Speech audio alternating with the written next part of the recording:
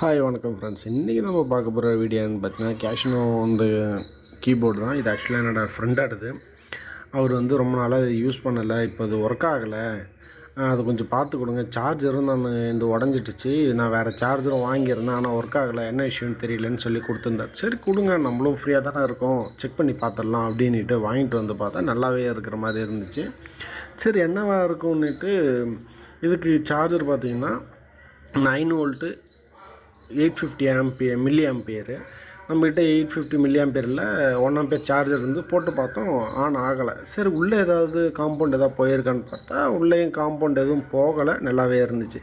என்னடா இது ட்விஸ்ட்டுக்கு மேலே ட்விஸ்ட்டாக இருக்குன்னுட்டு ஒரு காம்பவுண்டாக செக் பண்ணோம், அப்போவும் தெரியல. அப்போ தான் பார்த்தீங்கன்னா ஒரு மைல்டான கம்ப்ளைண்ட்டு. என்னென்னு பார்த்தீங்கன்னா ஆக்சுவலாக இதில் கம்ப்ளைண்ட் இல்லை, நம்ம இந்த கீபோர்டுக்கு இப்போ போட்டிருக்க சார்ஜர் தான் கம்ப்ளைண்ட். என்னென்னு பார்த்தோன்னா இதுக்கு முன்னாடி இந்த கீபோர்டில் வந்த சார்ஜர்லாம் பார்த்திங்கன்னா உள்ளே மைனஸ் பாயிண்ட்டும் வெளியில் வந்து ப்ளஸ் பாயிண்ட்டும் இருந்திருக்கு.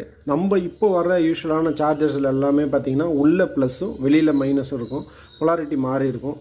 அதை நம்ம கரெக்ஷன் பண்ணணும். இந்த கீபோர்டில் வந்து என்ன பண்ண பார்த்திங்கன்னா உள்ளே வர ட்ராக்கை கட் பண்ணிவிட்டு ட்ராக்கை வந்து நான் மாற்றி கொடுத்துருக்கேன், பொலாரிட்டி மாற்றிட்டேன். இப்போது இந்த கீபோர்டு நல்லாவே ஒர்க் ஆகுது. இந்த இதை நம்ம சரியாக கவனிக்காதனால தான் இவ்வளோ தூரம் டைம் எடுத்துடுச்சு. ஓகே ஃப்ரெண்ட்ஸ், இந்த வீடியோ உங்களுக்கு பிடிச்சிருந்தா லைக் பண்ணுங்கள், ஏதாவது டவுட்ஸ் இருந்தால் கமெண்ட் பண்ணுங்கள். நெக்ஸ்ட் வீடியோவில் பார்க்கலாம். Thank you friends.